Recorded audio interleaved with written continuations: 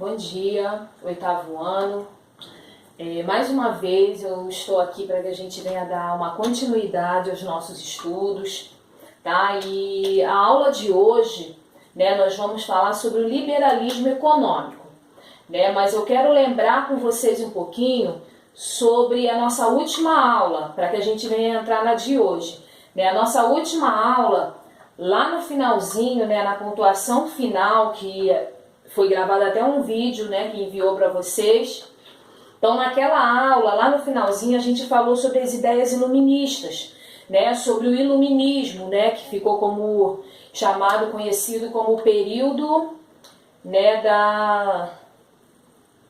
o período das luzes, E ali, se levantaram, se destacaram vários pensadores da época, trazendo uma nova visão naquele momento, uma nova visão para a ciência, para a tecnologia, para a cultura política do momento, E esses mesmos pensadores, e outros mais que se destacaram na época, é aonde surgiu, e desenvolveu o liberalismo econômico, tá? Esses pensadores, eles eram contra o governo antigo, eles eram contra o antigo governo da época, o antigo regime na época, Eles contestavam contra aquele governo, contra aquele regime, Eles eram contra ali os privilégios que a nobreza e o clero tinham, porque era aquele poder centralizador na mão do rei. Então, quem apoiava ali o rei, quem estava mais próximo ali do rei, tinha os seus privilégios, que era a nobreza e o clero, Que o clero é a igreja, que na época dominava, toda a sociedade. Então, eles contestavam, eles eram contra totalmente a esse poder absolutista. Então, devido a esse cenário que eles estavam vivendo na época, de contestar contra essa intervenção do Estado na economia, foi aonde se desenvolveu o liberalismo econômico. Foi aonde deu o primeiro passo aí para o liberalismo econômico, tá? Então, o que nós vamos analisar na aula de hoje? São as características do liberalismo econômico clássico, pois nós vamos entender algumas ideias de Adam Smith, que ele foi o principal da escola inglesa do liberalismo econômico, E a fisiocracia, que é a versão francesa desse mesmo liberalismo, tá bom? E vamos lá, professora, o que de fato é o liberalismo econômico? Nada mais é do que a não intervenção do Estado. Essa não intervenção do Estado quer dizer o quê? Que o poder saiu das mãos dos reis, deixou de ser um governo absoluto na mão dos reis e passou a ser um governo descentralizado na mão da burguesia, aonde a burguesia ela se tornou o papel principal da economia europeia naquele momento. Quem ficou de frente agora não era mais o rei, mas ali estava a burguesia, fazendo essa economia girar. Outra característica dentro aí do liberalismo econômico é a lei de oferta e da procura. Essa lei de oferta e da procura, ela está aí na página de vocês, página 295, esses tópicos aí, eles estão nessa página, tá? Para você acompanhar, na página 295, tá? Então, a lei da oferta e da procura é onde o excesso de oferta de um produto acarretaria na redução do valor deste ou consumidor e o excesso de procura do mesmo resultaria na sua consequente valorização. Vamos lá. Essa lei de oferta e procura, né? É no momento ali que o poder está descentralizado na mão da burguesia, aonde surge a oportunidade de mais mercadorias com um valor menor.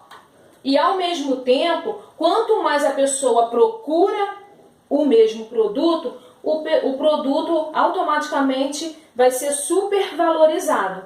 Vou dar um exemplo para vocês dos dias de hoje, né? Nós temos aí o smartphone, né? O smartphone aí comum, né? Que há várias ofertas dele, várias promoções, mas acima dele temos aí o iPhone, que é uma procura, né, por demais por conta desse produto, desse aparelho, né? Então, por ter uma procura maior em cima do iPhone, é onde o produto ele vai ficar super valorizado por conta da procura desse produto, tá?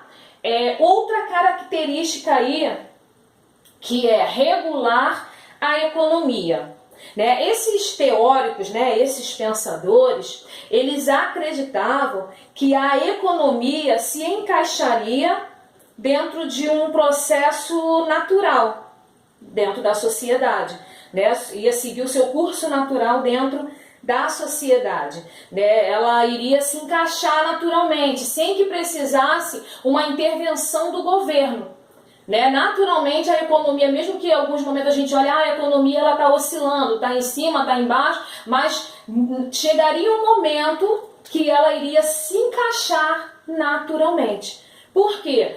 Porque eu vi num noticiário, né, que o homem, né, trabalhando numa empresa de carro, né, e chegou um jornalista, né, um repórter, né, assim bem dizer, um repórter chegou a esse rapaz, a esse, né, funcionário e perguntou para ele, por que esse carro ele custa 35 mil, se a fabricação dele é 10 mil?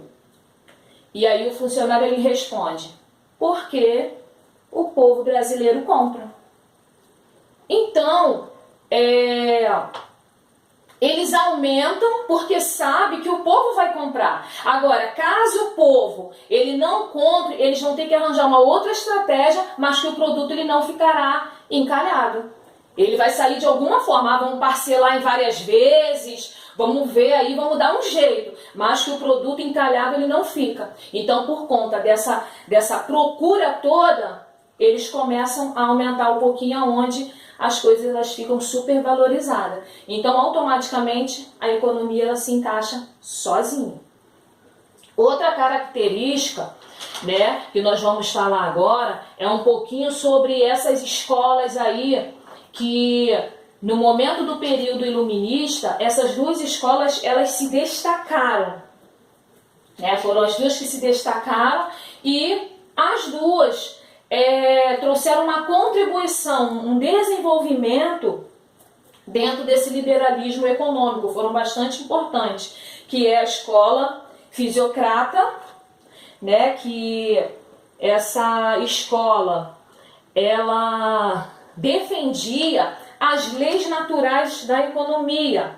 Ela tinha também uma base muito forte na França, né? Por isso que vai dizer que quem liderava essa escola lá era Vincent, que esse teórico, ele acreditava na livre produção e na livre circulação de mercadorias, né? E temos também a outra escola, que é a escola liberal clássica. Essa escola liberal clássica, ela era em Manchester, né? E o principal pensador era Adam Smith, né? E a sua principal teoria era a lei de oferta e da procura e a regulação da economia, que foi o que eu expliquei em cima sobre a lei da oferta e da procura e a regulação da economia, né? Vou trazer um exemplo do que eu já falei sobre o iPhone. Qual era o pensamento de Adam Smith a respeito disso aí? Né? Ele, além de assim, a gente compra o produto, né, no mercado, nos comércios, o produto já prontinho e super valorizado. Porque Adam Smith ele tinha uma teoria de que quanto mais assim o processo de fabricação, as etapas que o produto ele passava por várias etapas até ele ser produzido. Né? Tinha as etapas de fabricação, né? Por detrás de um produto que a gente pega bem valorizado, super valorizado, tinha todo um trabalho por detrás dele. Então esse trabalho por detrás dele é onde Adam Smith ele também valorizava. Por isso que o produto da oferta e da procura era um produto super valorizado, porque ele acreditava que também por detrás daquilo, cada etapa também tinha a sua valorização. Né, existia ali um produto de qualidade no momento em que houvesse a procura, né? Assim que ele acreditava, e por isso ele dizia que o trabalho é a fonte da riqueza. Outra aí característica, né, que é a doutrina liberal do século XX, o neoliberalismo, tá? Esse neoliberalismo defende, essa doutrina, né? Ela defende o estado mínimo na economia. Isso depois da crise de 1929, tá? Que aconteceu nos Estados Unidos, onde o Estado ele teve que intervir naquele momento porque estava com muito índice, muito número de desempregados. Então, por isso, naquele momento, o Estado ele teve que intervir na economia. Né? Vou trazer um exemplo nos dias de hoje, que é o que a gente está vivenciando aí.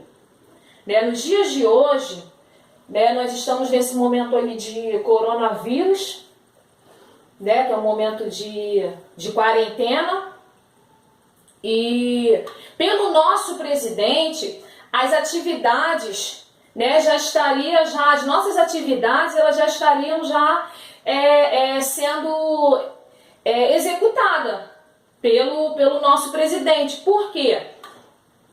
Ele já se pronunciou dizendo que já poderia estar voltando tudo. Então, nesse momento, é um exemplo do neoliberalismo. Por quê? Por conta da economia, né? Que ele está com medo da economia paralisar por completo. Então, ele se pronunciou. Então, por isso que o neoliberalismo vai apresentar que o estado mínimo atuando ali na economia.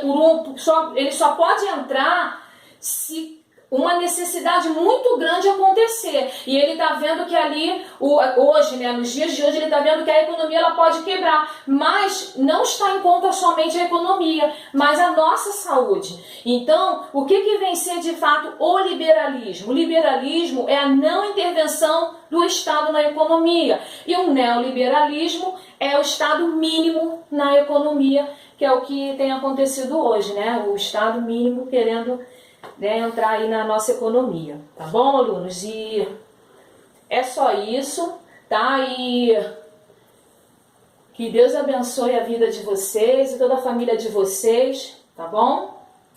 Tchau, tchau.